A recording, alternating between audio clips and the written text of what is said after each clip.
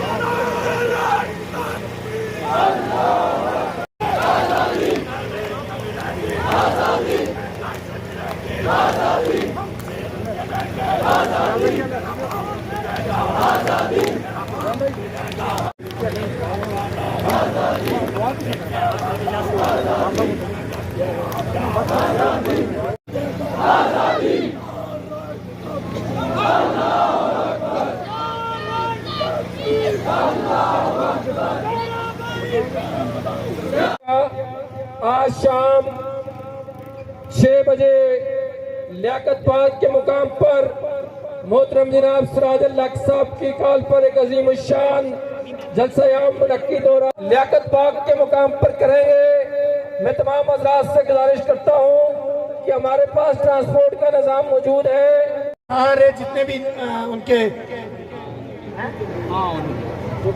अहबाब जितने भी उनके साथ आए थे उनकी अपनी अपनी गाड़ियों में उनको बिठा के बांसा के लिए अकेडमी में इंशाल्लाह पहुंचे। जितने भी लोग जितने भी